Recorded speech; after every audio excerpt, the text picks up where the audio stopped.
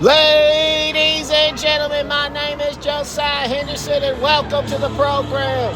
We are here live in Prescott, Arkansas for HCW Spring Anarchy, and we are kicking off the show in a huge way tonight, ladies and gentlemen. The HCW World Tag Team Champions, Nate Hammer and Gunnar Grace, as you can see them right here. They are defending the World Tag Team titles in Tag Team Turmoil. They have proclaimed for a very long time now that they are the final evolution of professional wrestling. They are the greatest tag team to ever be assembled in Haybarn Championship Wrestling. They are the standard bearers for what tag team and professional wrestling as a whole should be. Well, we are going to find out if that is true here tonight, because they are starting off Tag Team Turmoil. And ladies and gentlemen, I don't know how many tag teams are going to be in this one.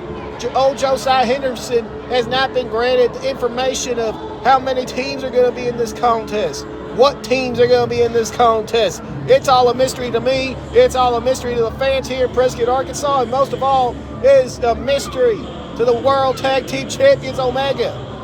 So, ladies and gentlemen, let's sit back and find out who the first team that Omega has to go up against if they have any hopes of retaining the tag team titles here tonight.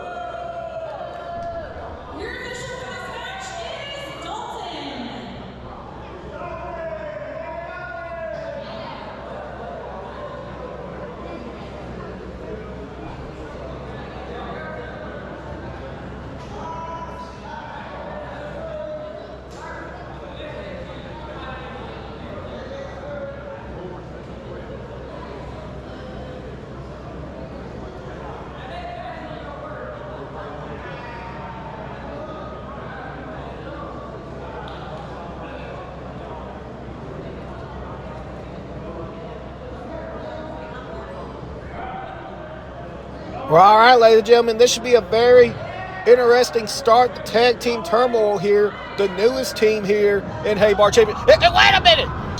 Nate Hammer drew his kilt onto the referee as a diversion while they're jumping their opposition. They're going to try to get this one finished as early as possible.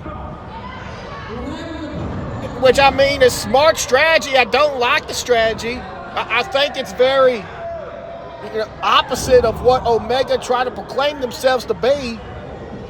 As with what they always do. I mean, I shouldn't be shocked at this point, if we're being completely honest.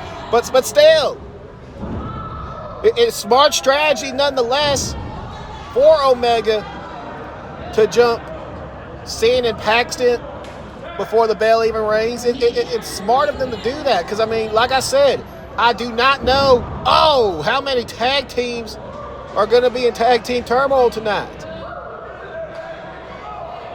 You know, it could be 3, could be 4, could be 7. I don't know. I mean, I could take a guess based off of what teams we've seen here previously in Haybarn Championship Wrestling. But you just also never know. There could be a wide variety of teams from various promotions all across Arkansas or even the Texas or Oklahoma. We never know who's going to show up here at Haybarn Championship Wrestling. There are a lot of great tag teams out there.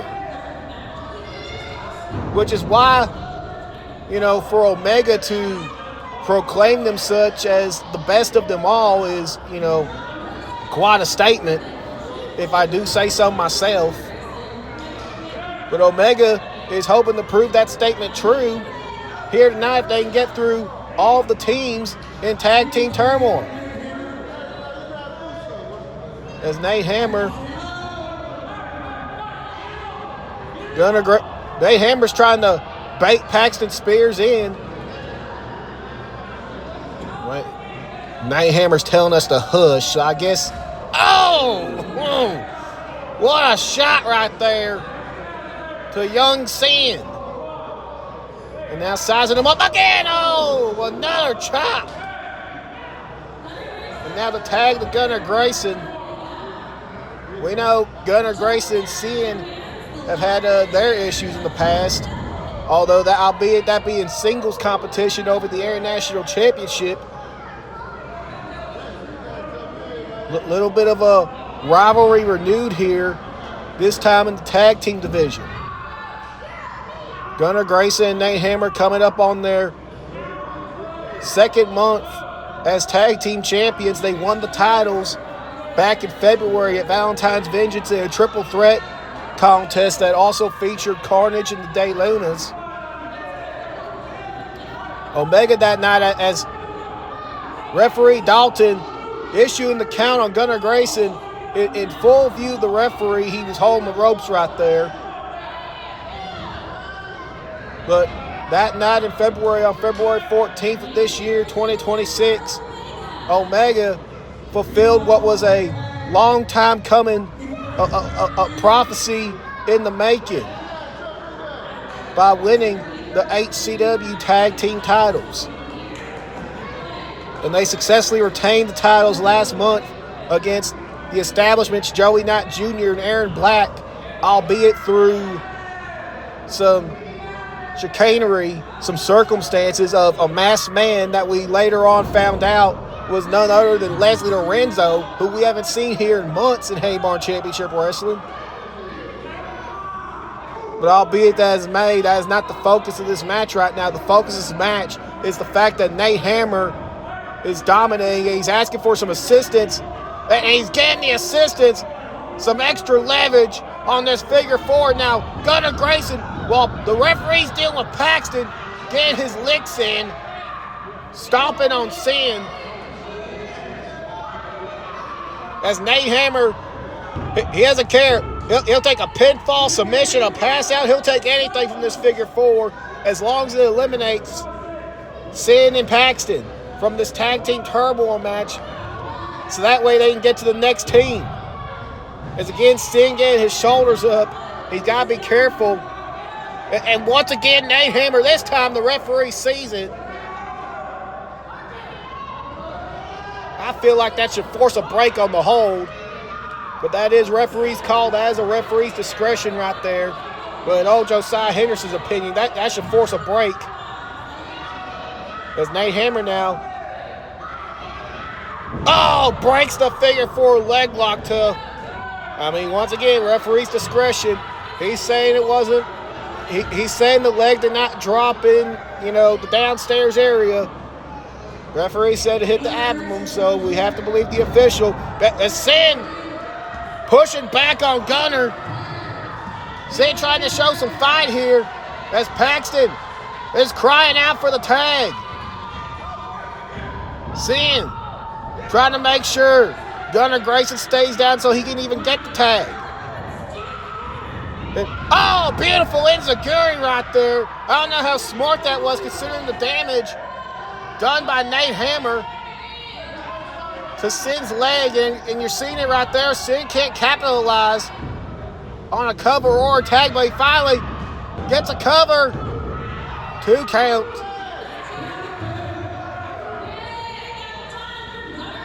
Sin, he's in a bad way. I know he's got some offense. Oh, going for him. As we saw right there, tagging the Nate Hammer and tagging the Paxton. Here comes the powerhouse. Here comes the big man. And Nate Hammer's begging off. He's begging Paxton off.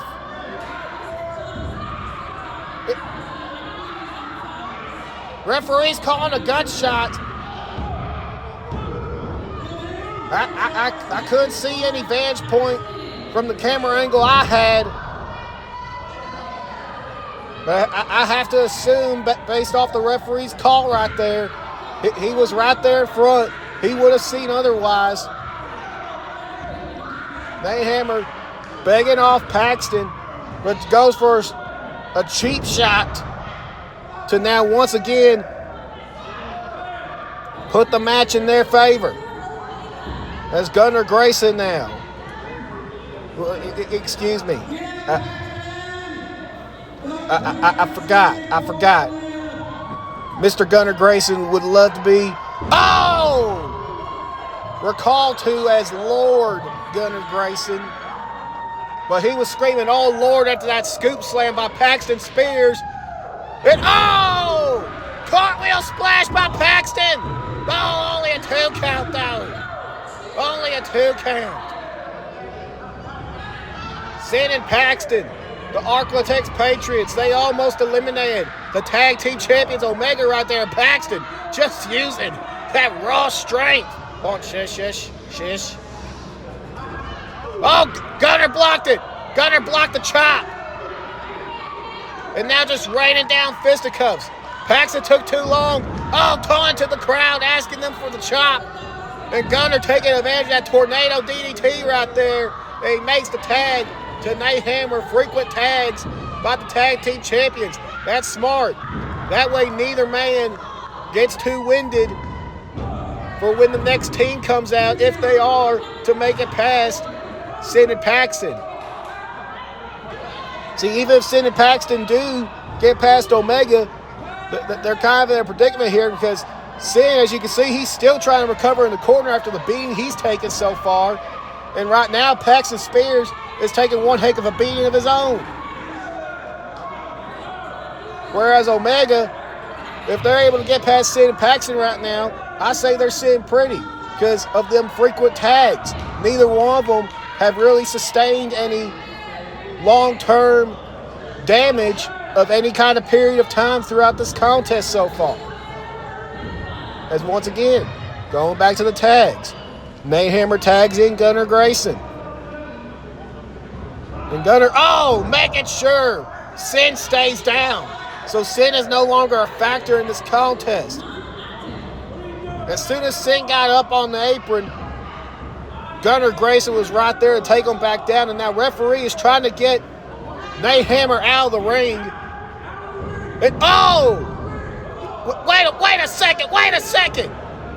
Gunner had something in his hand and he just slid back in his boot. He knocked Paxton out. And now Gunner Grayson with the regal stretch. And not that it matters because Paxton is out cold. And the referee, and that's it, referee's called it. Thanks to a distraction, and what I'll have to believe is some type of brass knuckle weapon, Gunnar Grayson and Nate Hammer Omega, they have eliminated Shannon Paxton from this contest. So now we wait for team number 2. Oh yeah! The former HCW Tag Team Champions, Adam Shepard, Kyle Love, the Heartbreakers. The Heartbreakers, who have established themselves as one of, if not the greatest tag team here in Haybarn Championship Wrestling. And Adam Shepard, who's hoping to expand his resume some with that Mary Case Mayhem briefcase that he possessed. But that's not what this match is about. The match is about the tag team titles. Although I will say, you know, quite the position the Heartbreakers have maybe volunteered themselves for. I would sure to think that maybe easily, you know, obviously if you enter your name in Tag Team Turmoil, the entry of when you come out is random, outside of Omega, who will force to be number 1. But for everyone else, the order of entry is random. One could have thought that maybe the Heartbreakers would have elected to not be in this contest and then maybe just pick the bones of whoever survived Tag Team Turmoil with the cash-in of Adam Shepard's Mary Case Mayhem briefcase. But then again, the Heartbreakers, they're very honorable. Adam Shepard and Kyle Love, both of them. They're honorable men, which is why you saw them walking around the ring, giving Omega a proper break. They didn't go full steam ahead, charging to the ring. They came out, that they appreciated, they showed love to the fans here in Prescott, Arkansas. But will that come back to bite them? Albeit it was a very respectful thing to do from the Heartbreakers.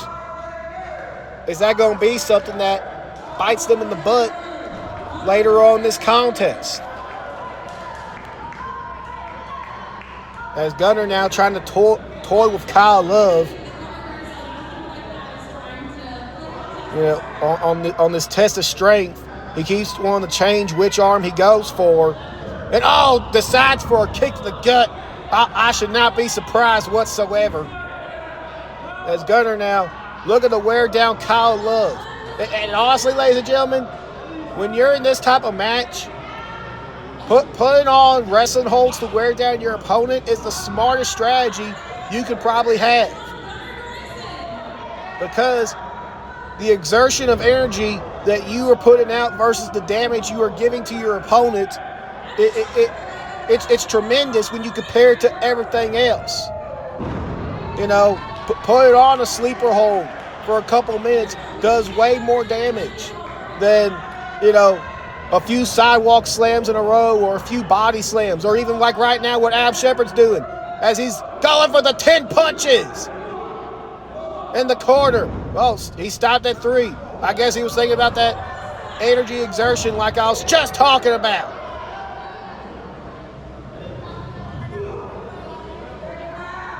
So maybe being number 1 in a matchup like this, entry number 1, it isn't necessarily the worst thing for Omega because of their style. As Nate Hammer, jawbreaker right there, Adam Shepard now whips him off the ropes and BAM! Tries to take his head off a clothesline right there.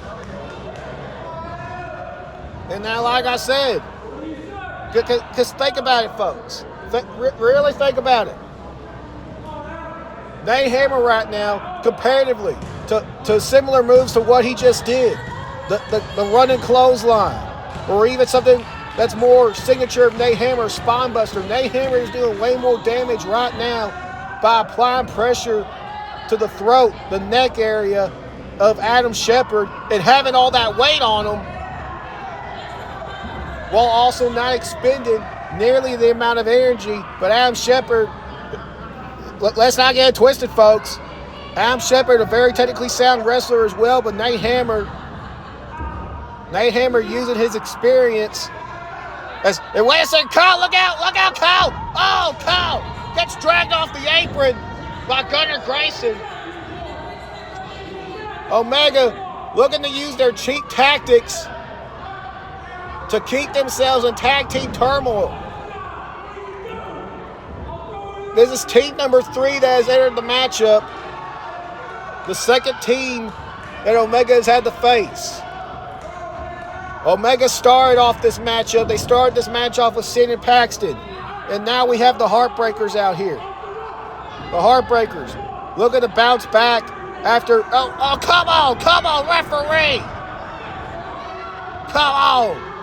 The involvement from the outside is just unbearable at this point. But the Heartbreakers looking to bounce back from a not-so-great Shamrock Showdown last month. Adam Shepard was unsuccessful in his attempt to bring home the Hardcore Championship after Keelik Sunrise, who is now Carnage branded, inserted himself in the matchup. But hold on, we got a scuffle. Now, these two men go on the fisticuffs, and I think everything's blown over because I was about to get to Kyle Love, who unsuccessfully challenged Chris Preston last month for the Social Media Championship. Yeah, I think the frustration from that loss and the frustration from everything that's going on in this matchup just blew over right there. As now we take the attention back on the inside of the ring as Nate Hammer got laid out on the floor by Kyle Love. Adam Shepard has Gunnar Grayson. Wait a minute, Gunnar Grayson pulling the hair. Oh, but Adam Shepard still had enough to kick out of that pin right there. Again, I don't like the strategy, but smart right there by Gunnar Grayson to grab the long, luscious locks of Adam Shepard to pull him into a pinning predicament. But Adam Shepard, like I said, both the Heartbreakers are very technically sound. You know, I know they come out here and they seem like a bunch of chill guys. They're just some chill guys, ladies and gentlemen. They come out here in all the bright colors and they want to have fun, but both these men are very technically sound. As Nate Hammer getting involved in the pinning predicament right there, couldn't make it to in the ring. So he's keeping this one alive, ladies and gentlemen. As Adam Shepard trying to lift Gunnar Grayson up, but Gunnar able to use his lower center of gravity right there. And now holding Adam Shepard back. As Nate Hammer takes his shot right there. Smart and efficient tag team wrestling by the tag team champions. Whether you like it or not, it is smart at the end of the day. And old Josiah has made his opinion known over the months, in years now, with Omega, Nate Hammer, and Gunnar Grayson, that I do not like their tactics. But at the end of the day, I do understand that, they are smart at the end of the day, but Adam Shepard hoping to fight past them tactics and make sure that the Heartbreakers advance on to the next matchup of Tag Team Turmoil and get one step closer to the HCW Tag Team titles. And down goes Nate Hammer. Adam Shepard now is in the driver's seat for the Heartbreakers. Mr. Mary Case Mayhem looking to add another prize to his mantle and to make sure that Kyle Love's trophy case isn't too empty itself. And that's by winning the HCW Tag Team Championships here tonight at HCW Spring Anarchy. What a way we are kicking off this show, ladies and gentlemen, with Tag Team Turmoil. And we have a bunch of other tremendous matches on deck here tonight. Leslie Lorenzo versus Matthew De Luna. Riley Jade versus C-Rex. We got cover here. Nate Hammer getting the shoulder up. Gunnar Grayson pulling Adam Shepherd out of the ring. And Kyle Love now making his way over. And there we go. You got to fight fire. Oh, with fire sometimes. But we also got the debut in Eddie Phoenix, Dante Alfredo, and El Jefe in a triple threat #1 contenders match. Winner of that will face Chris Preston for the Social Media Championship next month. And then we have the World Heavyweight Championship rematch in the main event tonight. The Real Deal Eclipse, the longest reigning heavyweight champion in HCW history, looking to get back his gold from Draven Murrow.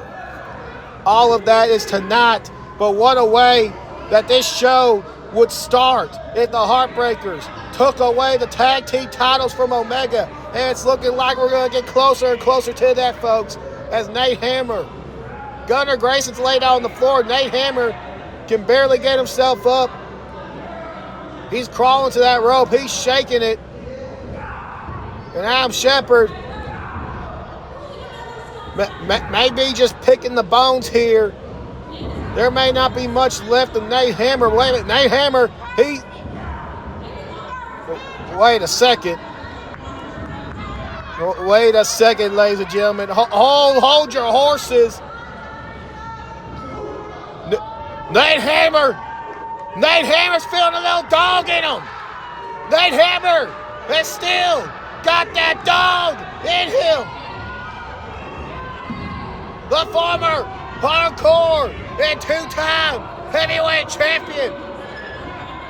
He's still feeling the dog. As Adam Shepherd, Nate Hammer slapping the taste out of Adam Shepherd's mouth, whips him off. Oh, shoulder tackle. And now whips him off again. Another shoulder tackle.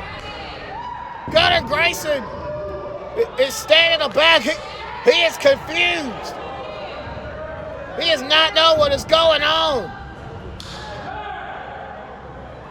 And Gunnar Grayson getting the tag. I think Nate Hammer was having a existential crisis. He was tapping into that diesel dog a little bit as him and Gunnar are arguing. Gunnar tagging Nate Hammer out. After it seemed Nate Hammer was maybe snapping out of his old persona. And wait, we got a cover here. The kick out by Gunnar. Wait a minute, Gunnar switching the pin over. And now Gunnar with a crossface. Gunnar with the crossface on Kyle Love. Is Kyle going to give away it? Transition it now. Gunnar Grayson is transitioning to the rings and yes, Kyle Love taps out. Kyle Love gives. Omega are moving on to the next matchup. Who can it be? Who is the next? Oh, buddy. I know this tune. Ladies and gentlemen, the two men who got screwed out of the HCW Tag Team titles last month thanks to the interference of Leslie Lorenzo. They're getting another opportunity. Ladies and gentlemen, the fourth team in this matchup, Joey Knight Jr. and Aaron Black. The Establishment are in tag team tournament, and they're coming in full head of steam. There goes Nate Hammer. Joey Knight, he's got Gunnar Grayson. Snapmare takeover. Coming in, drop kick. And Aaron Black now. Just punt kick right to the gut of Gunnar Grayson. And now Aaron Black. Running splash. And Joey Knight Jr. balls it up with a splash of his own. Cover. Oh my goodness. Oh my goodness. And just like that, in less than a minute, the Establishment have taken care of business. The Establishment have eliminated Nate Hammer and Gunnar Grayson. Omega, the tag team champions, they're no more the HCW tag team champions. They have been eliminated. But now the story of right now is that, and I'm getting word, ladies and gentlemen, that this is the final team in Tag Team Turmoil. Ladies and gentlemen, rivalry renewed right here. Carnage and the Establishment for the tag team titles, and here we go. Let's kick it off, folks. Like I said, rivalry renewed. Absolutely no love for these two teams, for these two factions that have been dominating the conversation here in Haybarn Championship Wrestling for the past year. Remember, last year, at last year's April show, 1 year ago, at Hoppin' Havoc, the Establishment got a 4-on-4 victory over Carnage in an elimination tag team match. Can the Establishment repeat history by getting a victory in Tag Team Turmoil? I mean, this is basically a as about as an even matchup as you can get it. The Establishment wasted no time in handling business on Omega. Like I said, less than a minute, it was nothing for the Establishment. So there's no, I was already wrestling for 10, 15 minutes or whatever for the Establishment. No, like I said, this is about as even as you can get. As Aaron Black concerned a little too much with Bishop and Bad Guy over there in the corner. Gave Black Savage enough time to move out of the way from that elbow drop. Of course, Black Savage and Aaron Black have a long history with each other. Let's not forget about that. Of course, it was Aaron Black who dethroned Black Savage. Black Savage, the former social media champion, the longest reigning, not only just social media champion, but champion in HCW history. Well, Aaron Black was the one that dethroned him. And Bishop taking a cheap shot, Joey Knight Jr. right there on the apron. Hoping to immobilize the brick house for a few moments. As Bishop sends Aaron Black into the corner. And now distracting the official, and Black Savage getting involved. And now Joey, you gotta let that tipper go. Come on, back to the outside. As Carnage is taking advantage of the distraction. Of course, Carnage, I mentioned the Heartbreakers earlier. You know, when we talk about the conversation of the greatest tag team in Haybarn Championship Wrestling history, Carnage is right there in front of them. In that conversation, because if I have my stats correct, the Heartbreakers are 3-time tag team champions. Carnage are 4-time tag team champions. Carnage has the record for most tag team title reigns in Haybarn Championship Wrestling. So if you want to go just off of accomplishments, Carnage may be the greatest tag team of all time. And if they can win Tag Team Turmoil here tonight and make it number 5, then I mean, that undoubtedly saves their position in the number 1 spot when it comes to the conversation of greatest tag team in HCW history. But Joey Knight and Aaron Black are looking to make sure that doesn't happen with a win here tonight in Tag Team Turmoil. And looking to get the 3rd tag team title reign for the Establishment. It would be the first tag team title reign for, Aaron Black and Joey Knight Jr. As we got to cover here, that Joey breaking it up. As we all know, Joey Knight Jr., a former HCW tag team champion, won the tag team titles in his debut with the Real Deal Eclipse. That was the first reign for the Establishment, and they won it in a fatal 5-way elimination match by last pinning Carnage. So maybe it's just meant to be at this event with all the history riding up on it. With the events of our show 1 year ago in April 2025 as Aaron Black, almost caught Black Savage by surprise right there. But with everything involved, the history and everything else, maybe it's the Establishment's night. Maybe tonight is the turn where everything starts going right for Joey Knight Jr. and Aaron Black in the Real Deal Eclipse as Joey Knight Jr. gets the tag and now laying his shots on Black Savage.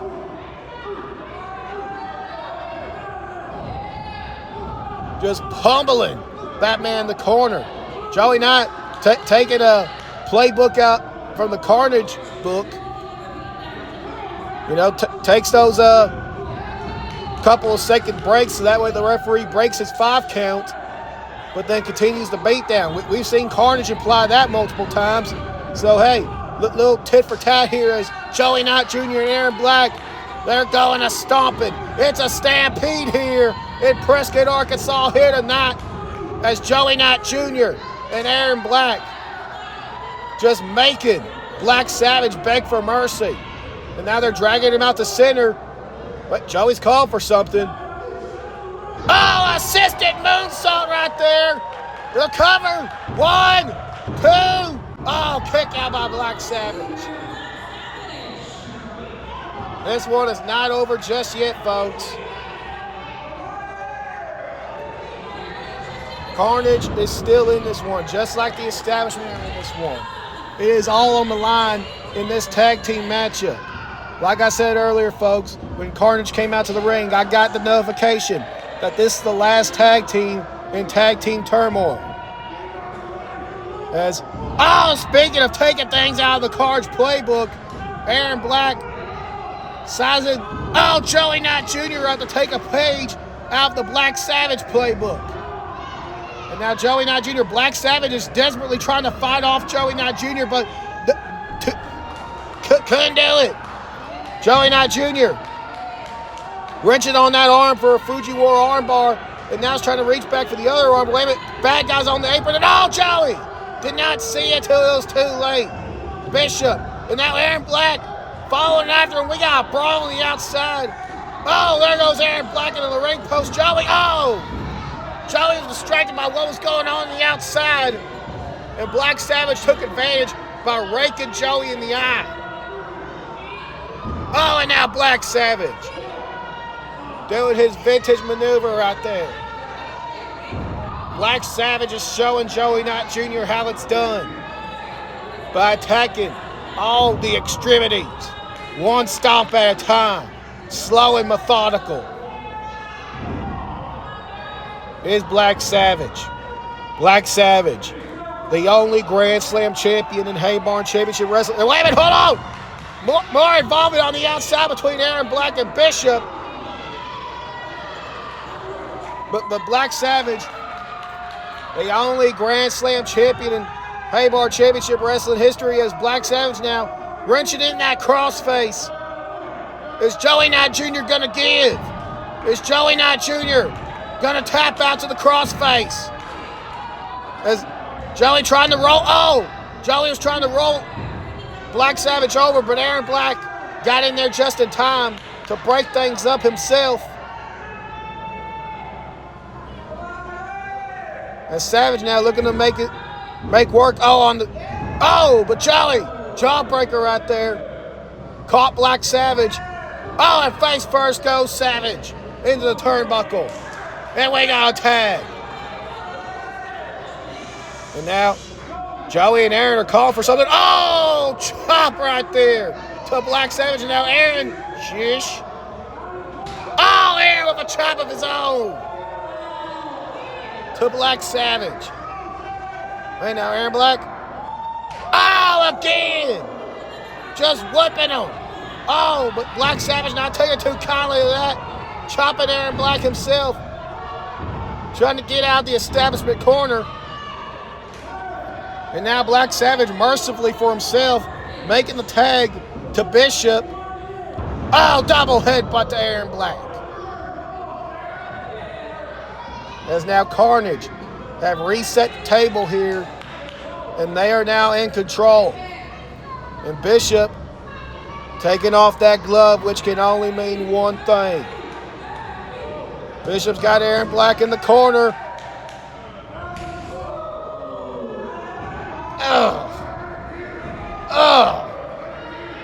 Vicious shot right there. And Lord, he's taking off the other one. This spells double trouble for Aaron Black as Joey Knight Jr. is trying to get the people here in Prescott, Arkansas behind Aaron Black to get back in this one. As Bishop just waylaying on Aaron Black.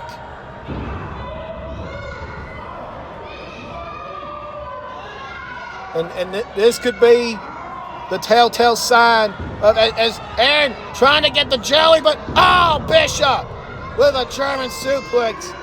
And we may be reaching closer to the end here. It may be the 5-time night, the history-making night for Carnage.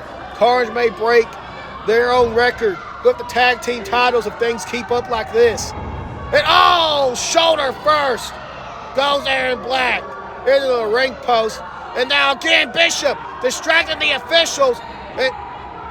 And Joey trying to plead with the referee. But there's nothing he can do. And Bishop taking a swipe at Joey. Come on, Joey, you gotta calm down. Calm down, Joey. And now Carnage with the switcheroo. Black Savage in the ring now. And finally the referee's paying attention, but a little bit too late for Aaron Black. And Joey just in time breaks up the pin.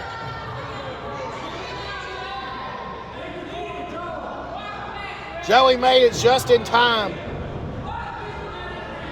to break up that pin predicament that Aaron Black was in. But now Bishop getting tagged back into this one.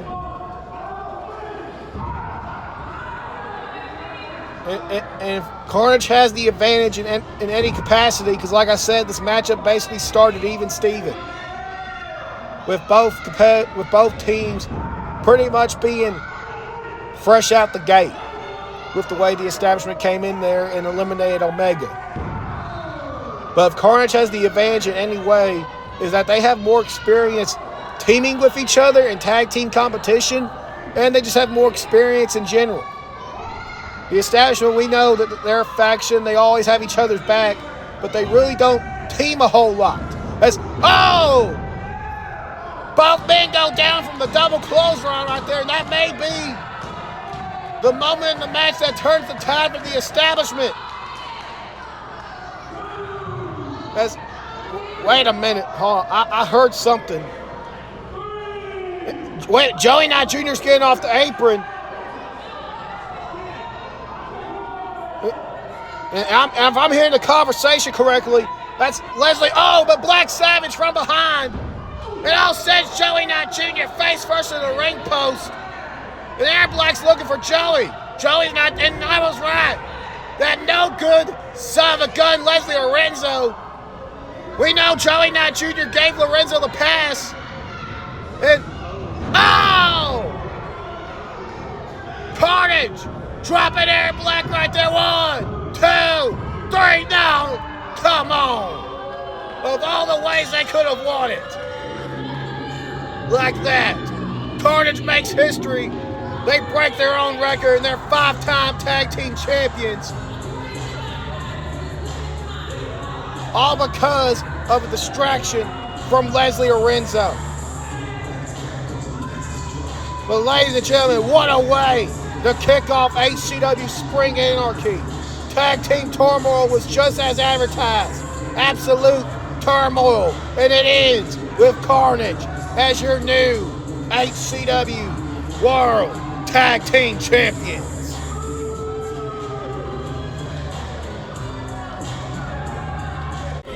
All right, ladies and gentlemen, we have our next contest here scheduled to happen here in the next few moments. Is a triple threat number 1 contenders match. The winner of this match is going to go on to face Chris Preston for the social media championship at our May show next month. And boy, oh boy, it's some blood going to be spilled over into this one. As you can see it right there, ladies and gentlemen, El Jefe is the first competitor in this matchup.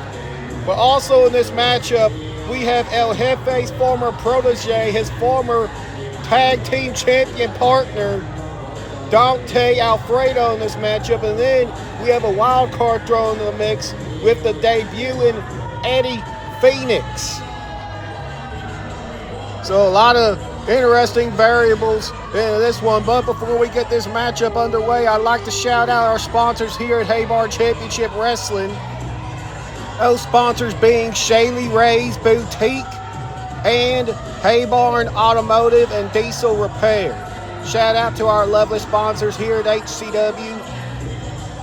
Part of the reason is why we could bring this entertainment every single month to these lovely fans here in Prescott, Arkansas is because of our sponsors, and we love them dearly.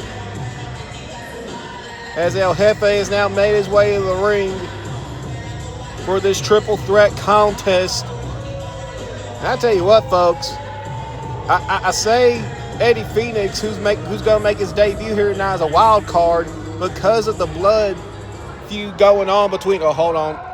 Jefe's got a mic. Hey, y'all can boo all you want. You know talking about that. But let me tell y'all something.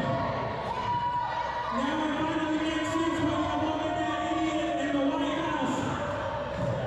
Apparently, what happened here.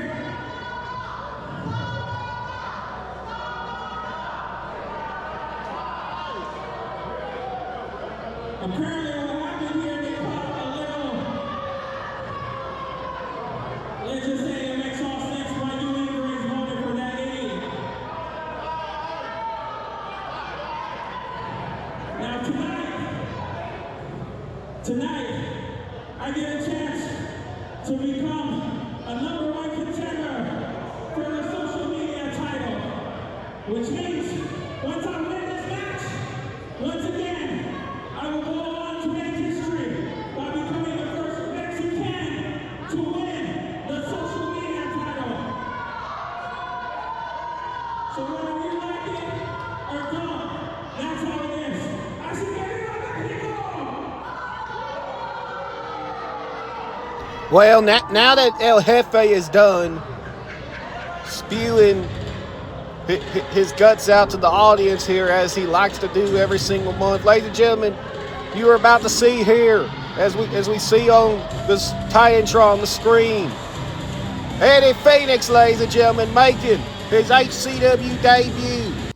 And I say he's the wild card. Look, first off, that man is jacked, ladies and gentlemen. But I say he's the wild card in this one because, quite simply, can El Jefe and Dante Alfredo look past their issues with each other to get a victory here tonight? Or, quite simply, will Eddie Phoenix be able to take advantage of the fact that Dante Alfredo and El Jefe just do not like each other? And that I dare say that they would rather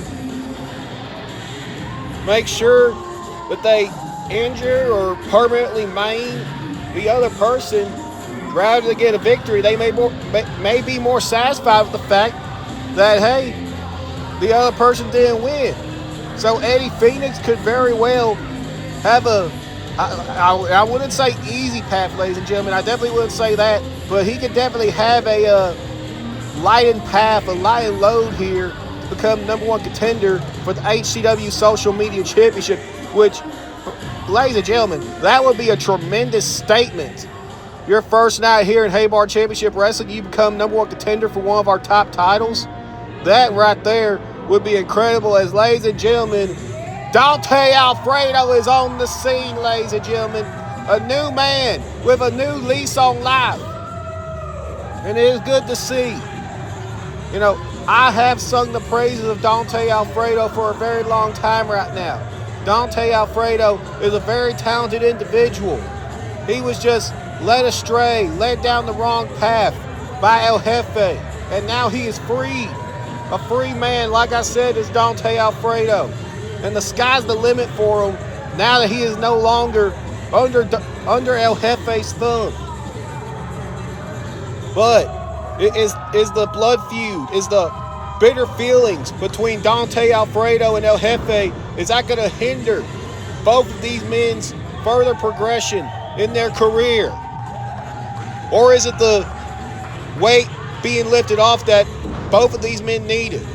We're going to find that out just in a few moments. We take it to Miss Sarah Sunshine for ring introductions.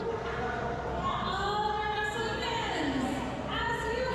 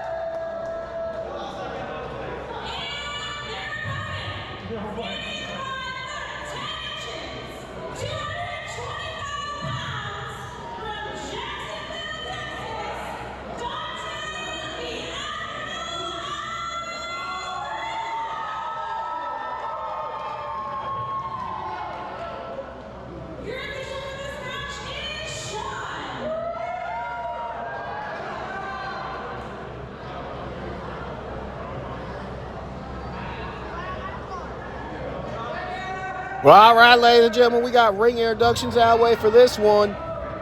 And the stage is set. Triple threat contest. First pinfall or submission. And El Jefe is deciding to take leave at the very beginning of this contest.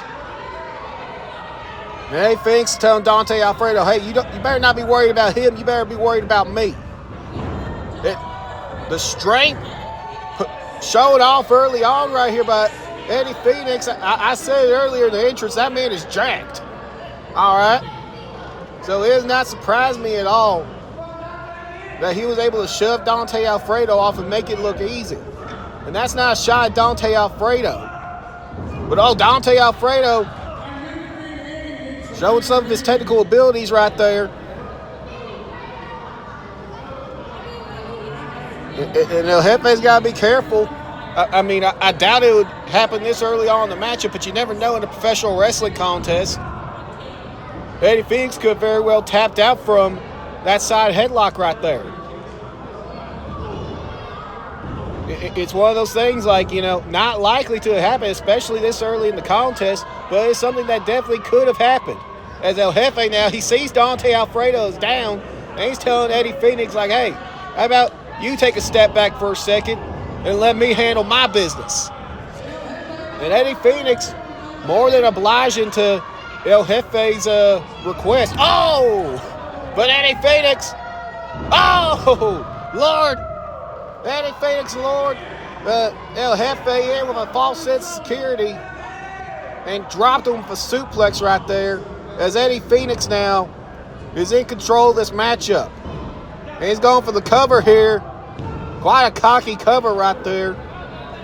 I feel like Eddie Phoenix knew he was going to finish El Jefe off right there, but I felt like he wanted to just give a little bit of that disrespect that El Jefe gave him just moments ago back to him. And kick to the gut right there of Dante Alfredo. Snapmare out of the corner, and now Eddie Phoenix looking to wear down Dante Alfredo. But he's got to be careful. El Jefe's in the ring now, and that's exactly what he had to be careful for. Super kick right there to the side of the head of Eddie Phoenix. And Jefe dropping Eddie right there. Now Jefe going on the attack of his former protege, Dante Alfredo. And Dante reversing the Irish whip, and bam, there goes Jefe, and body splash in the corner. And levels Jefe's chest with a chop right there. As Dante Alfredo is getting his pound of flesh right now on El Jefe. Watch out, Eddie Phoenix. He's sizing Dante Alfredo up. He's lining him up, just waiting for his prime opportunity. Oh, wait a minute. Now he's starting to go after El Jefe, trying to pick the bones right there, and Dante Alfredo not taking too kindly to that. Dante Alfredo now having words with Eddie Phoenix as El Jefe makes way for safer ground to the outside. And now Dante Alfredo and Eddie Phoenix, they're resizing each other up. And Phoenix dropping Alfredo with a DDT. And now going in the cover. Again, Eddie Phoenix coming in with a high level of confidence with some of these disrespectful covers towards both Dante Alfredo and El Jefe. Eddie Phoenix definitely, I would say, thinks highly of himself, and he's showing it here tonight as El Jefe from behind attacking Phoenix. And bam, levels him with a clothesline right there. Down goes Phoenix. And now Jefe going up to the second rope. What's he looking for here? Drops the axe handle from the second rope. And now we got covered. But Dante there to save the matchup. And now the blood feud continues. The blood feud resumes between Dante Alfredo. And now Jefe as Dante once again lining up Jefe's chest. And here comes Dante. But missed that time. And now Jefe back in control of this one. Hooking Dante and delivers the suplex. As Eddie Phoenix now is on the outside like a shark, waiting to pick his spot, pick his moment. As Jefe now going to the second rope. Oh! And just nails Dante. And once again, Eddie Phoenix picking the bones, picking his moment. And now backing away from El Jefe.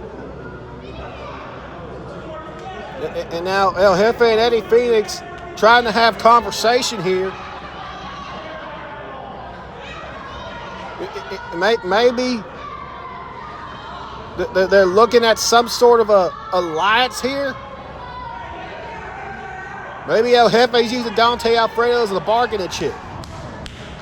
Like, hey, maybe you let me whoop up on Dante Alfredo as much as I want. You help me out with that, and I'll let you get the win.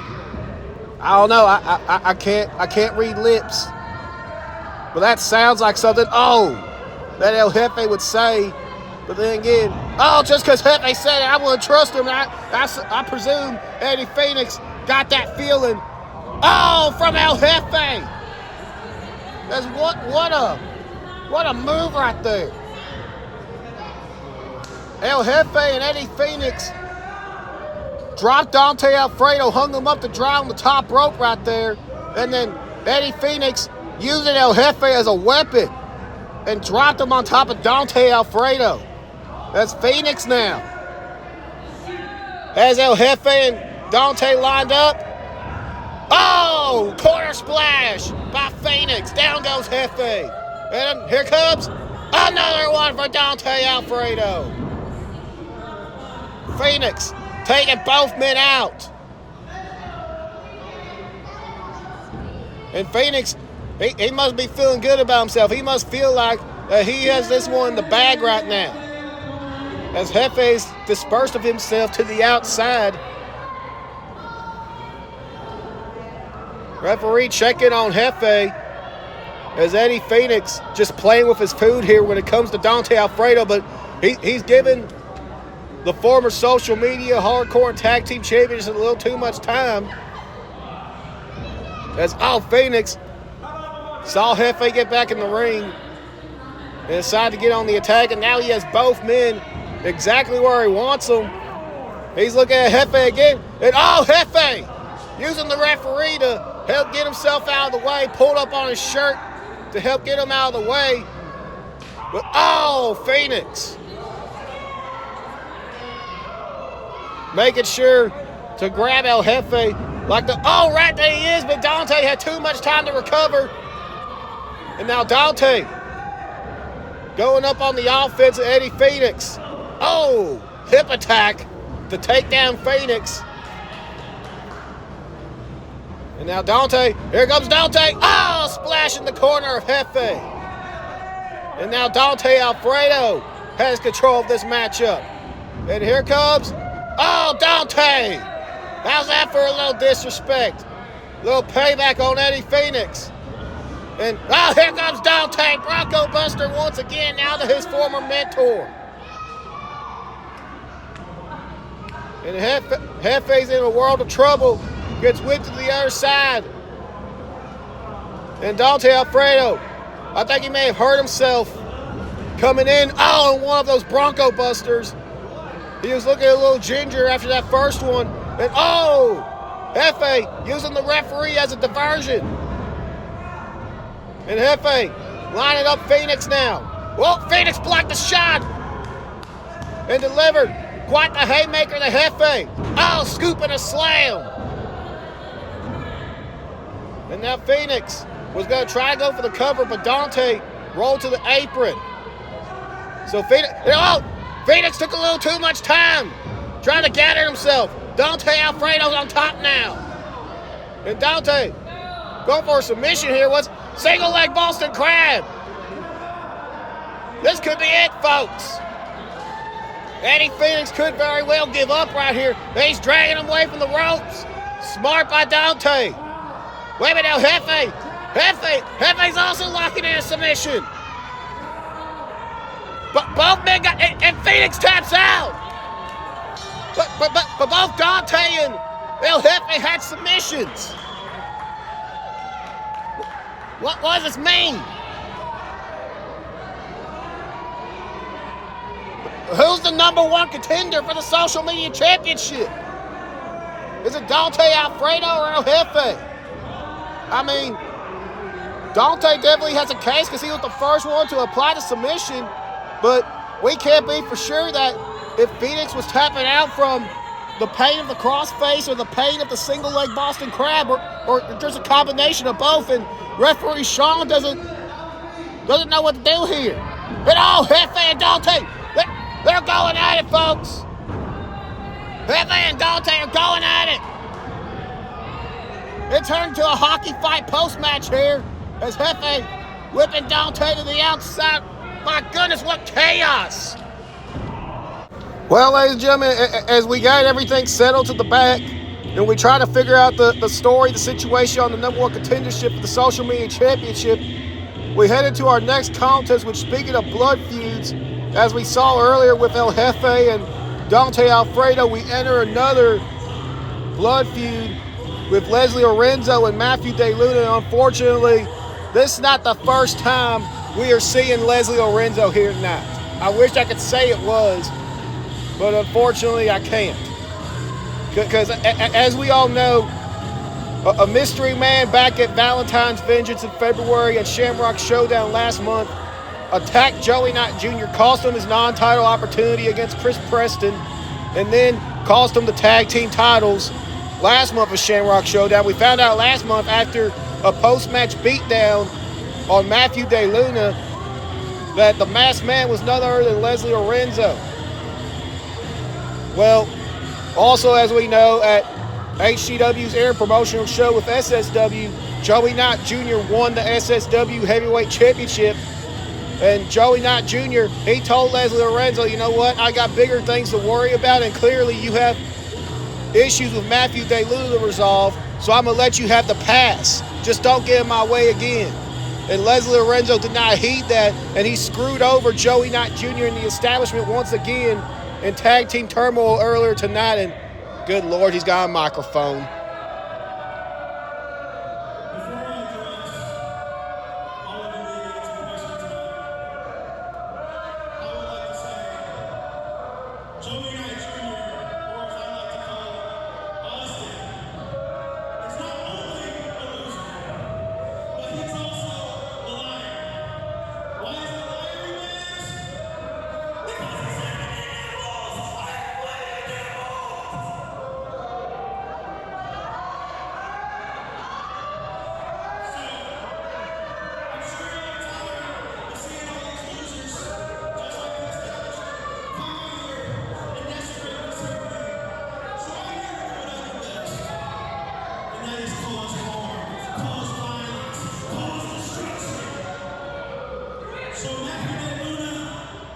Bring your ass out here now.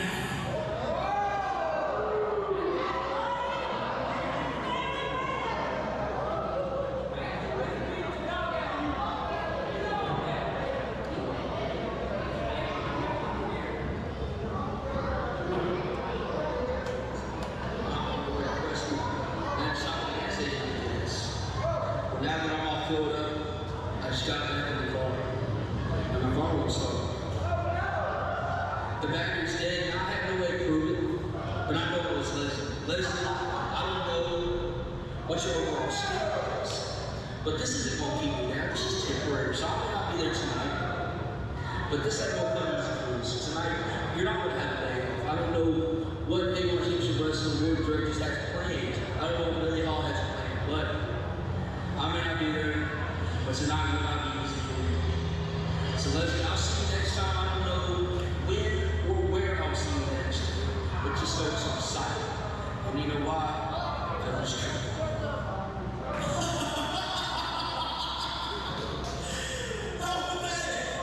All these championships, and he can't afford to get a new car. He's broke. 1 million. It's gonna be easy now.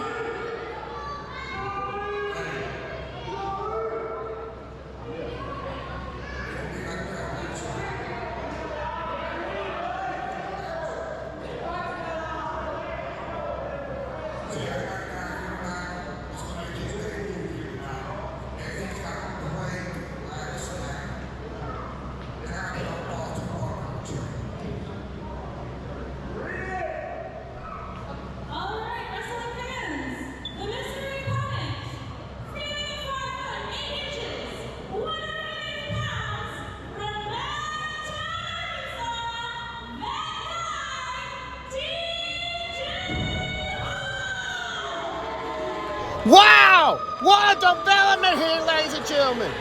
DJ Hall is in Haybarn Championship Wrestling for the first time ever. And there's a reason Leslie Lorenzo was so upset at that announcement.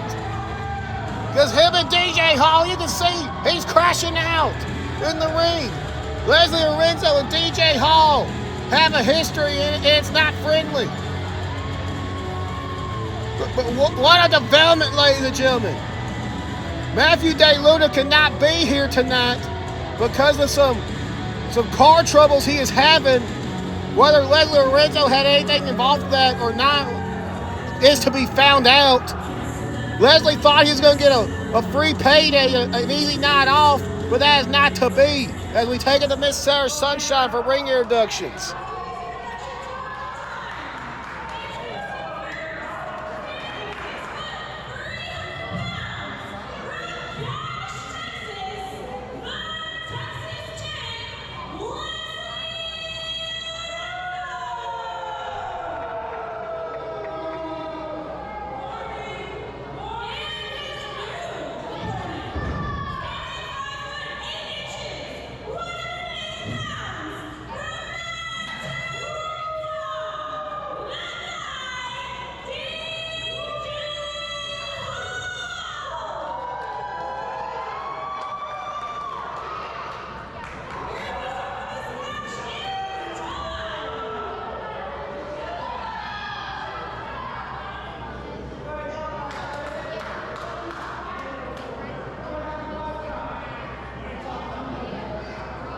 Wow, ladies and gentlemen, I mean, it's unfortunate that the HCW Hardcore Champion Matthew DeLuna couldn't be here to face off his longtime rival Leslie Lorenzo, but what a replacement!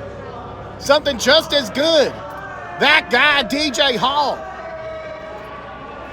And DJ Hall, ladies and gentlemen, is someone that old Josiah Henderson has been looking at for a very long time, just hoping one day he'd make his way to Haybarn Championship Wrestling. And thankfully that night is tonight. Hopefully the first of many appearances for DJ Hall, as Leslie Lorenzo is asking for a handshake of DJ. This ain't the same guy you've faced in the past. Well, hold on. Leslie shook the hand. Maybe DJ Hall is the one guy Leslie Lorenzo still has respect for. Well, I spoke a little too early on that one. Leslie Lorenzo telling DJ Hall he's number one in his own colorful way. As Leslie Lorenzo is now telling off everyone in Prescott, Arkansas, and DJ Hall coming off hot. As he's just laying in on Leslie Lorenzo, and here comes that guy. Bam! Wayland. Get you some of Leslie Lorenzo. He absolutely deserves it. As DJ Hall has Leslie Lorenzo, in all kinds of sorts here. As DJ Hall just leveling up Leslie Lorenzo, and Leslie caught him. And Leslie sending DJ Hall flying. And Leslie stopping the momentum of DJ Hall just like that. And here comes Leslie, cannonball in the corner. And Leslie looking in this one early. Cover. 1, 2, and DJ kicking out. You ain't gonna get rid of him that easy, Leslie. I think you, more than anyone, should know that. But ladies and gentlemen, of all the developments that we have had going on the past couple of months, when it revolves around Leslie Lorenzo, it's about time something has not gone his way. Like I mentioned earlier, getting involved in Joey Knight Jr.'s business, and Joey Knight Jr. even willing to forgive Leslie Lorenzo because of their past friendship and let him off with the past. You know, Joey Knight has other things to concern himself with, other things to worry about. You know, as I stated last month at the HCW Air Promotional Show with SSW and FTWA, Joey Knight Jr. became heavyweight champion of SSW And obviously Joey wants to worry about that. So he was willing to let Leslie go by. And Leslie, as we saw earlier tonight, said, "Nuh-uh" to all of that. And we've also seen Leslie get involved in the business of Matthew DeLuna, which is why we were supposed to have that match here tonight. And ladies and gentlemen, I'll let you be the decider at home if you think Leslie had anything involved with Matthew DeLuna's vehicle having a malfunction at the junction and Matthew not being able to be here tonight. But with all those things Leslie has done, DJ Hall is the perfect punishment to get back at Lorenzo. Lorenzo, once we saw that video play of Matthew DeLuna, Lorenzo thought he was just going to get to go home, collect the paycheck at the pay window, and go about his merry way. Easiest payday of his life, right? Nah, Billy Hall came out here and said, "You know what? We got someone for you." Thankfully, Matthew DeLuna got in contact with us in time for us to find a special individual for you to face here tonight. And that special individual is none other than that guy, DJ Hall.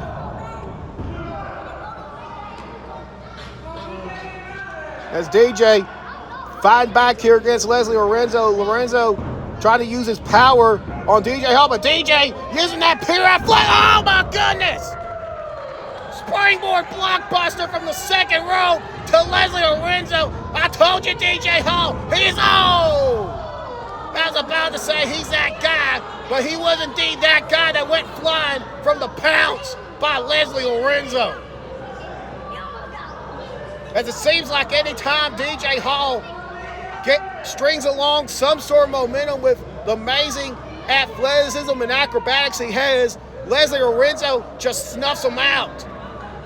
And ladies and gentlemen, this is not the same old Leslie Lorenzo we're used to seeing here in Haybarn Championship Wrestling. This isn't the lovable party guy anymore that we got to know over his previous appearances before we last saw him in competition at Thanksgiving Throwdown, which was against Joey Knight Jr.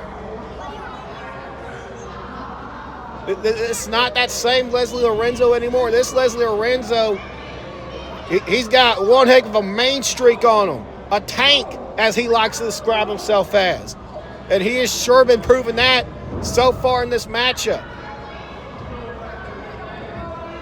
As Lorenzo, oh my goodness, crushing DJ Hall. But DJ had enough air in his lungs to kick out right there. DJ Hall just had enough to get the shoulder up, and this one continues. And Leslie Lorenzo obviously not happy about the situation here.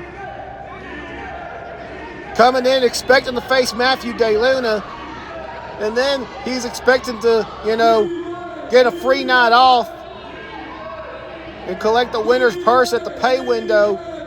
But then Billy Hall surprised him with DJ Hall.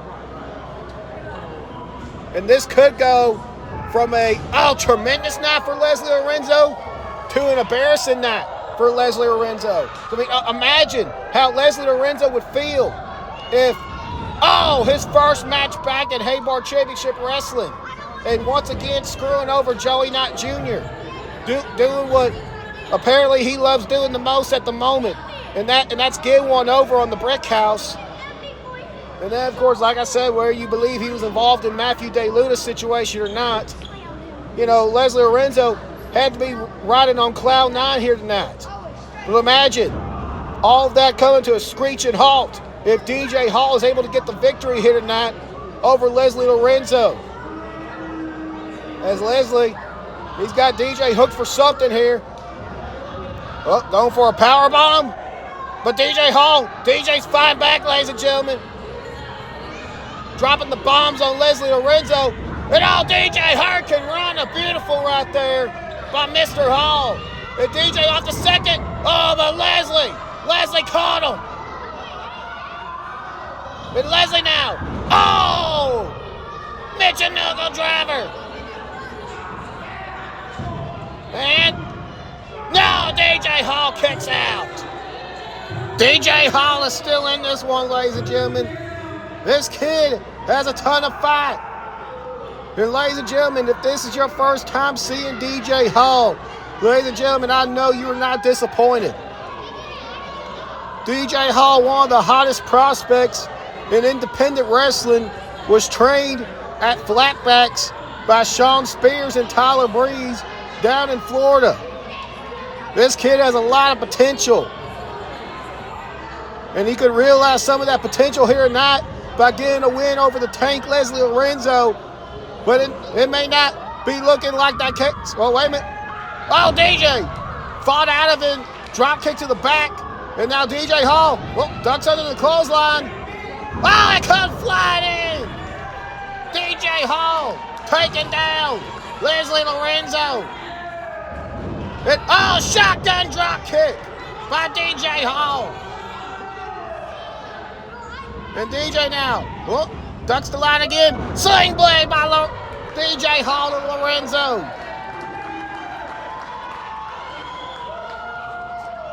And DJ Hall now, he's feeling the momentum shift. He's getting the crowd here in Prescott, Arkansas fired up.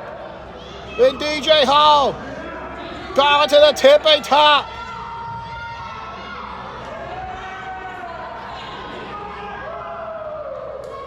And he hits the elbow drop. He is indeed that guy.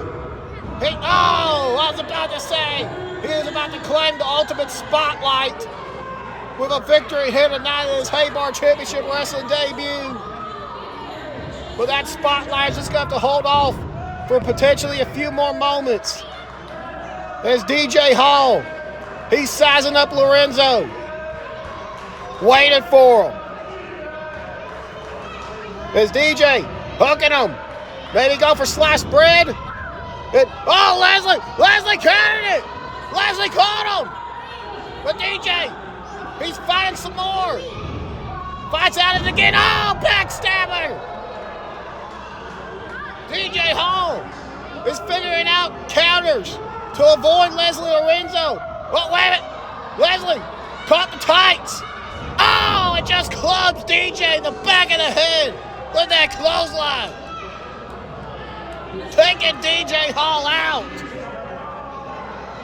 And Leslie now picking up DJ.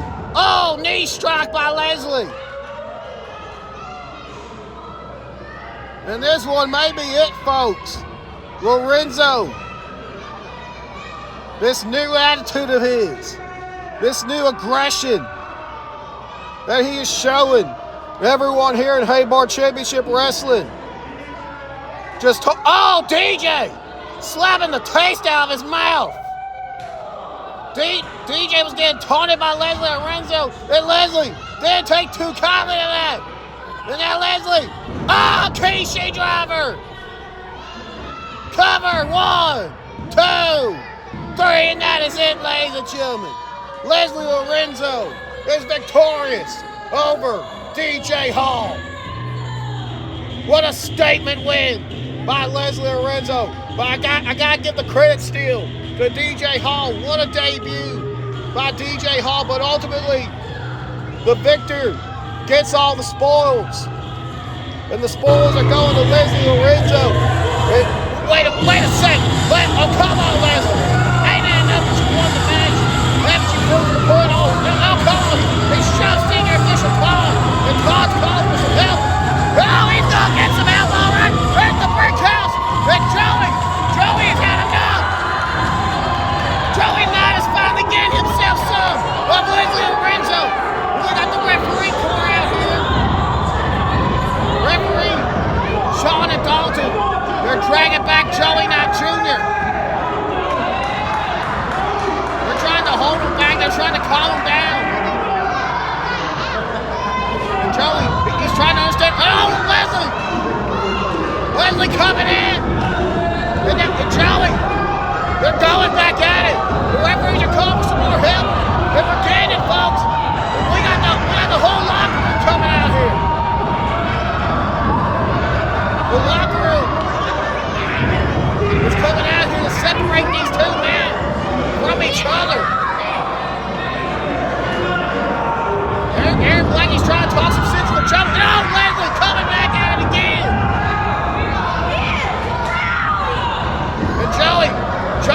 He's trying to get his pound of flesh on Leslie Lorenzo. But everyone's holding him back from it. We have complete chaos. And Billy Hall's out here. Hold on.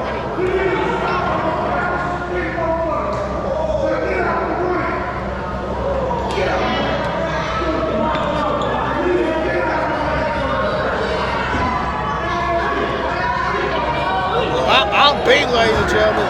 Billy Hall laying down the law. He's trying to get control and order over his show. He's threatening fines and suspensions if these two men don't separate. And apparently that's what both Leslie Lorenzo and Joey Knight Jr. needed to hear. As Leslie Lorenzo's walking away from this with the W. And Joey, I could already tell, folks, that this issue between Joey Knight Jr. and Leslie Lorenzo, it's far from over. As Aaron Black, he's trying to calm Joey Knight Jr. down. Let's calm down the situation, folks, and let's try to get focused now towards our next contest.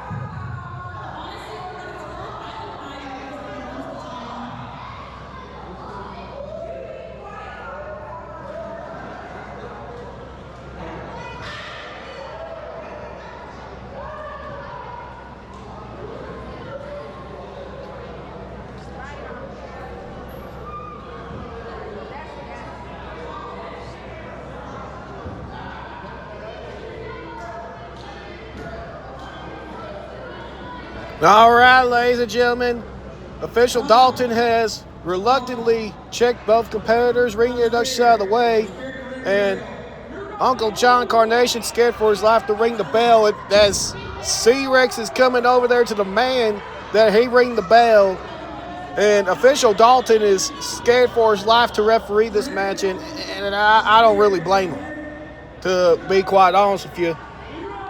I'm glad I'm very far away, getting to do my broadcasting job away, far away from this matchup. Because official Dalton finds himself between a rock and a hard place. As on one side, you got a crazed anarchist in Riley Jade.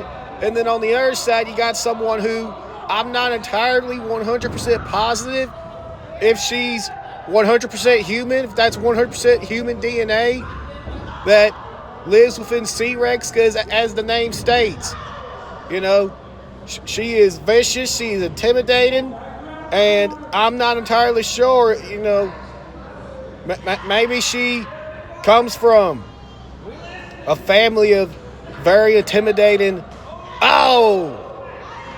dinosaurs and reptiles from the past. As Riley Jade is looking to test that toughness by chopping C-Rex in the chop, and I don't know, if you want to be taunting C-Rex. And C-Rex, about to make Riley Jade suffer, about to make her pay for her transgressions. As C-Rex just lays one in right there, and Riley Jade just stunned from the pain, and senior official Dalton, he may just want to let the rules be relaxed in this contest. I mean, not only because this is an important matchup for the standings of the HCW women's division and crowning a future champion, but also just for the sake of his safety. You know, he definitely would not want to call for a disqualification on either lady.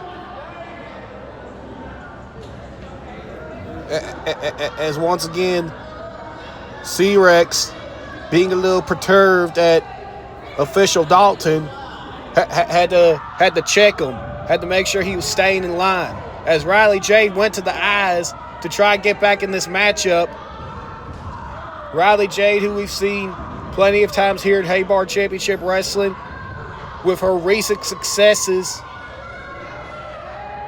being that, she defeated Black Widow back in January at HCW's New Year's Revolution. First time ever women ever main evented a Haybarn Championship Wrestling show. A very historic evening indeed. And now she's back here tonight to take on C-Rex. And this is the first time we are seeing C-Rex here in action at Haybarn Championship Wrestling. Of course, she's been a dominant competitor everywhere she's been. Just striking the fear in the hearts and the eyes and the souls of every competitor she stood across from. But can you strike fear into an anarchist? That is the question we're going to answer for this matchup here tonight. I mean, you saw at the beginning of the matchup whenever both competitors were trying to convince Uncle John Carnation to ring the bell over there at ringside.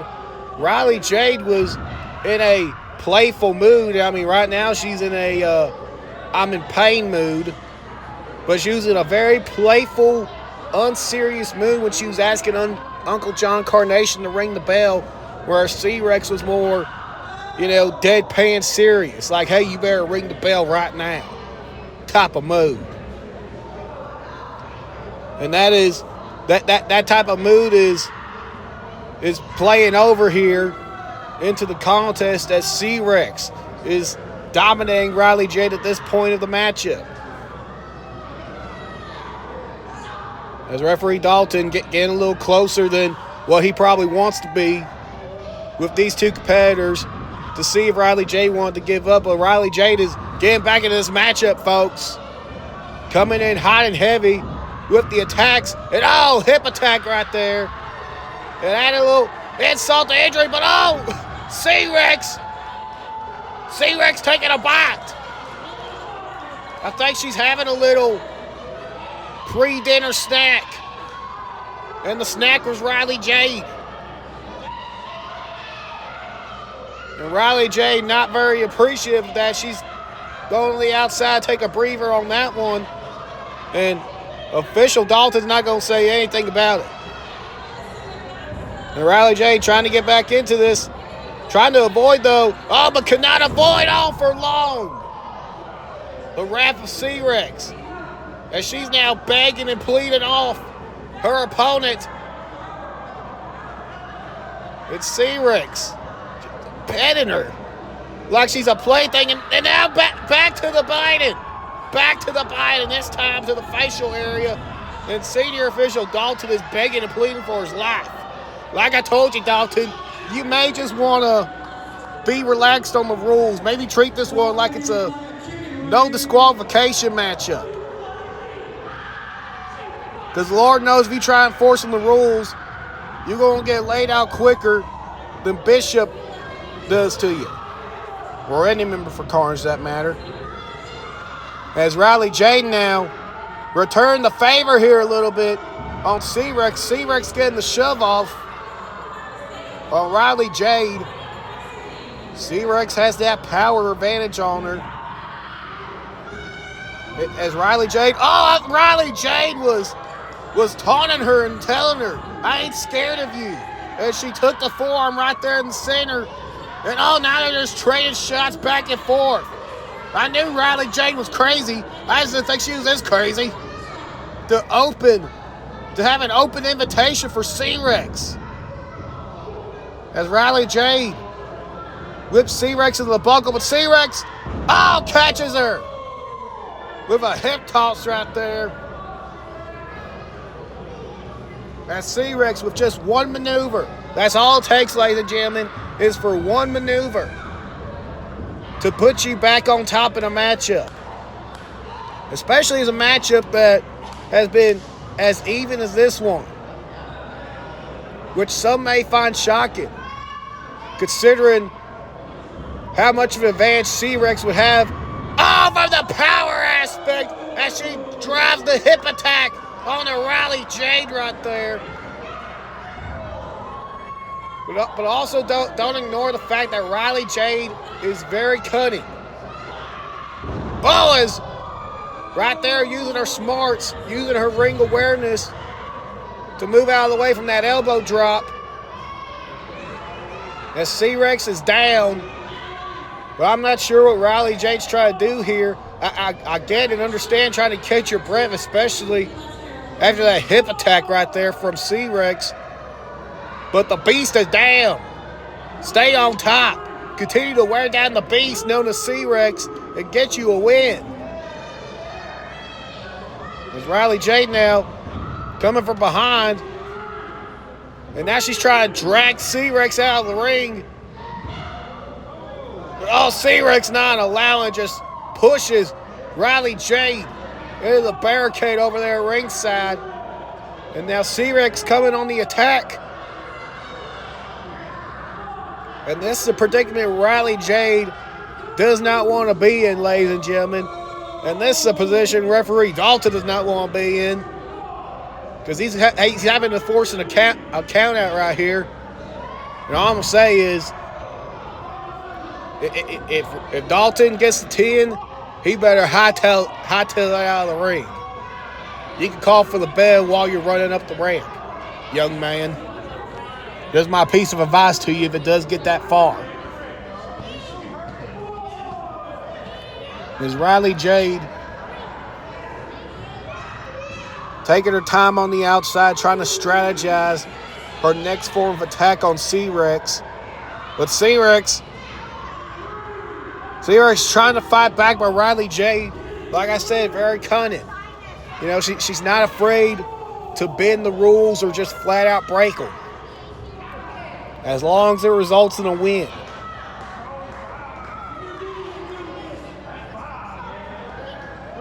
As C-Rex getting back to her feet.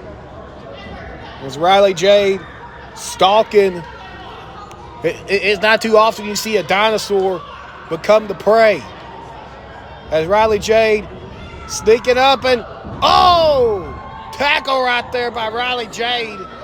Takes down C-Rex. And we got to cover. 1, 2, no. C-Rex got the shoulder up. As Riley Jade just staring down the official. Got into another cover, but once again, C-Rex getting the shoulder up. Riley Jade demanding another attempt at the count, and C-Rex once again getting the shoulder up. I mean, I do believe the definition of insanity is trying the same thing over and over again and expecting a different result. And I'm not saying Riley Jade's insane because she may watch this back and hear my commentary. I'm not saying Riley Jade's insane, but I do think there's evidence to support the fact. As C-Rex back on top here, referee Dalton's asking Riley Jade if she wants to continue this matchup. As C-Rex is lining up her prey. Oh, no, Dalton! Dalton, he got squashed. He got squashed by the C-Rex. And Riley Jade now. Where's Riley Jade going? Oh, wait a minute. We've seen this before. We saw this in her matchup with Black Widow. She's got that baseball bat and to the gut. Baseball bat to the back. And one more for good measure. Baseball to the head of C-Rex. And Riley Jade trying to get rid of the evidence. She's trying to wake up Dalton. Someone get the smelling salts. As Dalton, 1, 2, 3.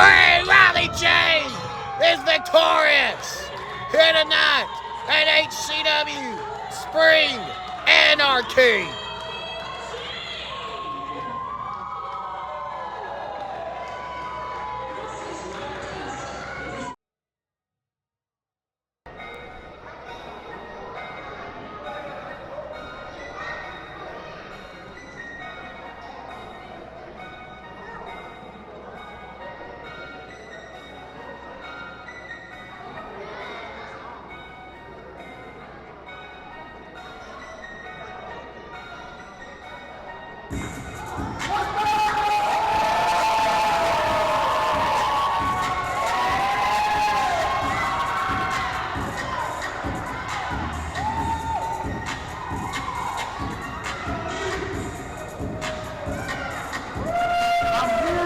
I'm going to get my damn title back.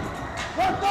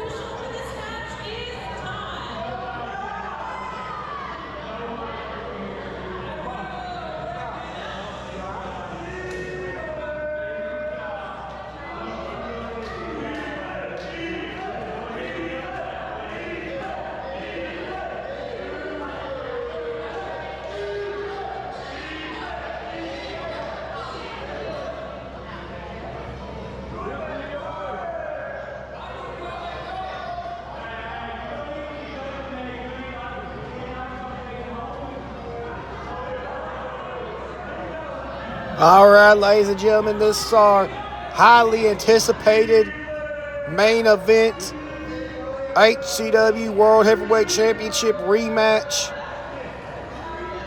Last month at HCW Shamrock Showdown, Draven Murrow shocked the Prescott, Arkansas audience, shocked all of Haybarn Championship Wrestling by defeating the Real Deal Eclipse, ending his record-breaking reign as heavyweight champion of the world here at Haybarn Championship Wrestling. And now Draven Murrow looking to defend the title for the first time here tonight at HCW Spring Anarchy. Will it be a short reign for the modern-day monster? Or will his reign of terror, is it only just getting started here in HCW? Is Draven trying to play the mind games early on with the Real Deal Eclipse? Oh, pulling out that leg. And now Eclipse wailing on the big man. Just throwing those shots, laying out every ounce of frustration he has had for the past month, ever since losing the HCW Heavyweight Championship. And honestly, not even just the past month, but the past, I call it, 4 or 5 months since December, since Mary Case Mayhem, whenever Draven came back to Haybarn Championship Wrestling. And that vicious assault on Joey Knight Jr. after his matchup, threatening to end the career of Joey Knight Jr., put him in a neck brace for the rest of his life. And then Draven couldn't handle that he lost a non-title matchup, albeit by countout, but he still lost a non-title matchup to Eclipse at New Year's Revolution back in January. And then what does he go on to do? He uses Aaron Black as bait and threatens Aaron Black's leg. Had Aaron Black's leg in between a steel chair and bargaining Aaron Black for a heavyweight title matchup. Well, Draven finally got that title match last month, and through all nefarious circumstances, he walked out HCW World Heavyweight Champion, and the Real Deal Eclipse is letting all of that out right now. Every single second of torment that the establishment and the Real Deal Eclipse more specifically has been put through, he is letting it all out as he is just whooping on the heavyweight champion right now. As well, Draven trying to stop the momentum right there. I feel like Eclipse is going to try to go for his vintage power slam right there, but Draven stopping the momentum. Draven had it scouted, so Draven blocked it and got on the offense. And that's what Draven needed. I feel like any longer, if this match would have gone on with Eclipse just on top, it would have spelled disaster more and more for Draven Murrow as Eclipse going after the legs of the champion. Trying to make this match a little more even. As we all know, at the joint venture show of HCW, FTWA, and SSW in Texarkana, Texas, during the FTWA Rumble, Eclipse injured his knee. And that's what Draven was motioning towards at the beginning of this matchup. The mind games he was playing. Taunting the injured leg of the Real Deal. And I feel like Eclipse is maybe going to try to focus some of his attack. On the leg of Draven Murrow, but Draven, he saw an opportunity, he took it. Went right after the injured leg of the Real Deal. And it's like I spoke into existence. I talked about the knee. I talked about Eclipse's injury, and Draven Murrow on the attack, using those steps to his advantage, using them as a placeholder for his sick and twisted mind. As senior official Todd, he's warning Draven to get this match back in the ring. I mean, not that it matters to Draven, it only matters to the real deal Eclipse. Eclipse can only get the championship back if he pins or submits Draven Murrow. If this matchup ends in a double countout or hell, even if Eclipse wins this match by countout or disqualification, Draven's still the heavyweight champion. And I think senior official Todd realizes that, as he's trying to be lenient with his count here. He's trying to be lenient with the competitors. Whether you agree with it or not, that's the way. Oh, our head official Todd is trying to officiate this one. As Asa at ringside cheering on her man Draven Murrow, who's just been on a warpath ever since his return to Haybarn Championship Wrestling a few months ago.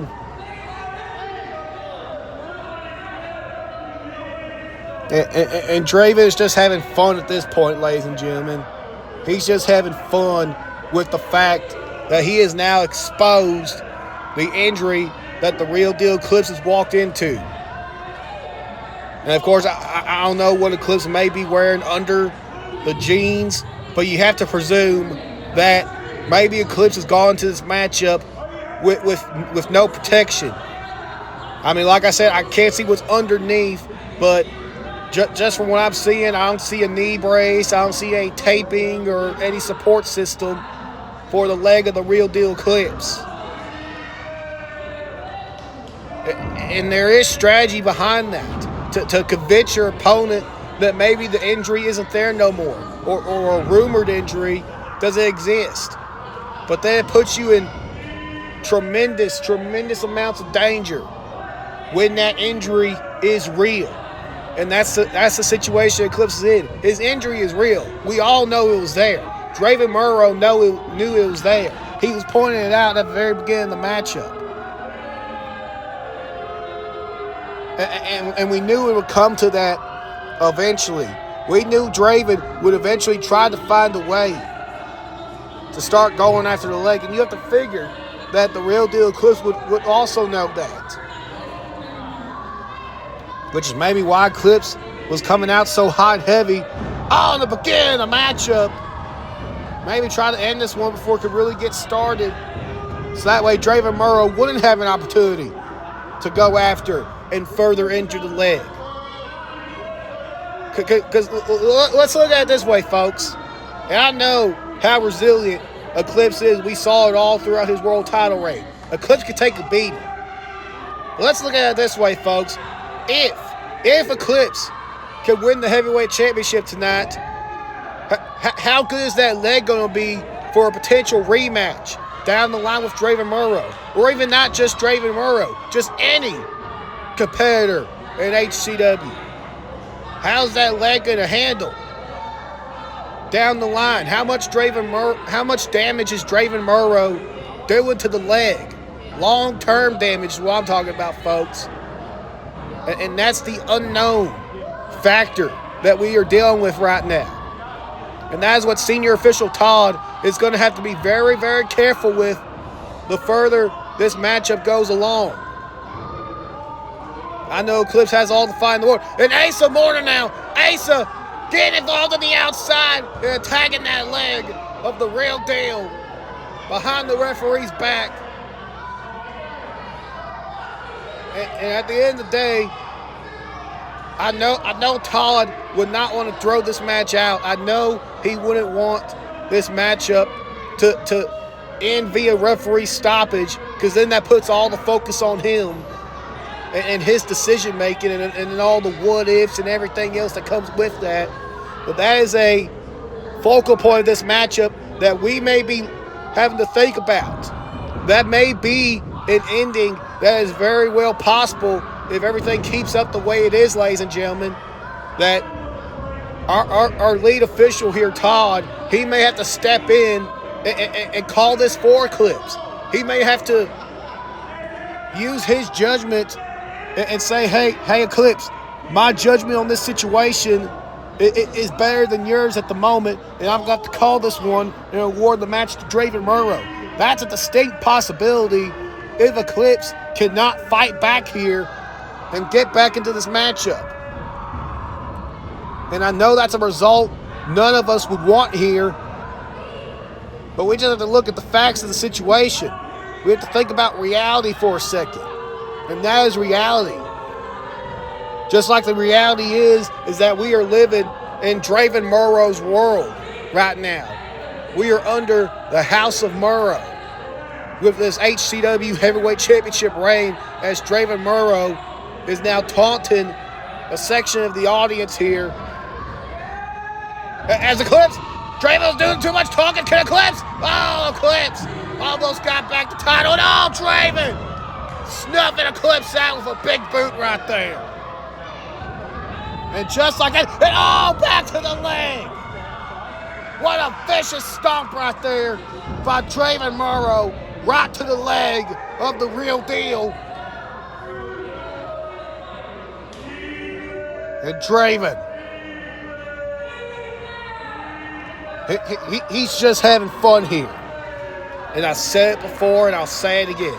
It is very sickening that Draven Murrow can be in a situation like this and call it fun.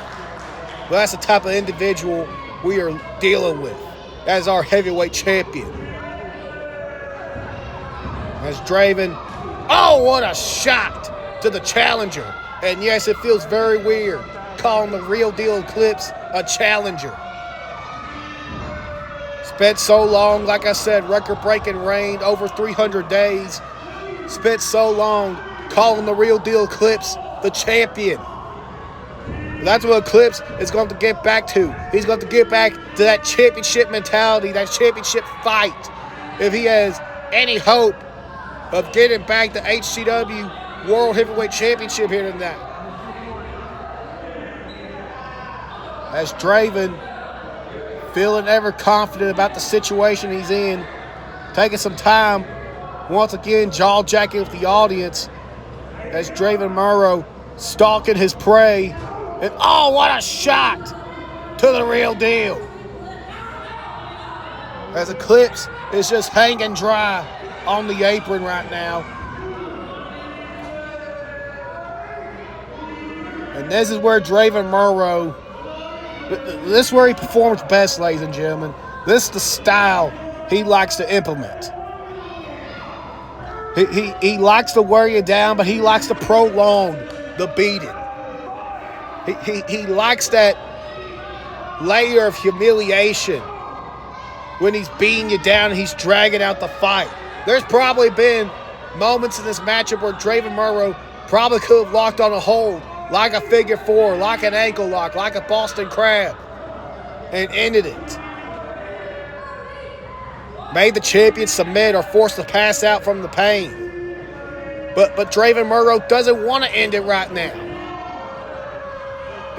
He wants to hold Eclipse hostage in this ring and around the ring. He wants to continue the beating in front of all of his friends and family, in front of all of his fans. He wants to prove a point. And that point being is that no matter who you stick in front of him, Draven Murrow is going to be the for sure thing around here. He's going to be the inevitable. He's going to be the one that always stands tall. That's the message Draven Murrow wants to send to the HCW fans. That's the message he wants to send to the locker room. As Draven Murrow is just continuing the punishment on the outside of the challenger. Our official Todd, he's being pretty lenient on the count, just as I said he would be. If old Josiah Henderson knows anything, ladies and gentlemen, I know our officials. I know how important Todd looks at these title matchups, whether it's for the hardcore tag team social, international, or as we have right now, the heavyweight championship, Todd considers these title matchups sacred. And if he can avoid it, he tries to avoid these contests ending in disqualification or countout, which is why you'll see his counts. Oh, be so deliberate and cautious. But what's not deliberate and cautious is these punches from the real deal as Eclipse, with the fist of fury, is getting back in this one. And down goes the champion. Eclipse, one leg and all, is trying to get back in this one, folks. Eclipse ducks the line. And Draven. Oh, my goodness. 1-2 punch right there. Draven countered the power slam. He held on to the ropes. And as soon as Eclipse landed on his hands and knees, he got a boot right to the side of the head. Wait a second. Hold on, wait a second. Wait. No, Todd. No. He didn't. No, Todd, he didn't do it. Are you kidding me? Draven Morrow. First, folks, Draven Morrow went for that knuckle duster, his patented knuckle duster. Referee caught his hand in the cookie jar with it. And while the referee was trying to get rid of the knuckle duster, Draven Morrow stuck Eclipse's leg in between the goalpost, if you will. And when Todd turned around, all he saw was the imitation of a low blow. But Eclipse, and that's what Eclipse is trying to argue right now. He did not low blow Draven Morrow. But the referee, that's all he saw. And Todd, very rarely we see him call one, but Todd called for disqualification, and Draven Morrow is still the HCW World Heavyweight Champion by highway robbery here tonight at HCW Spring Anarchy. Well, ladies and gentlemen, I've been Josiah Henderson. We thank you for tuning into the broadcast here tonight. And ladies and gentlemen, my goodness, I don't know what else to say other than we'll see y'all next month for HCW May Massacre. Good night, everybody.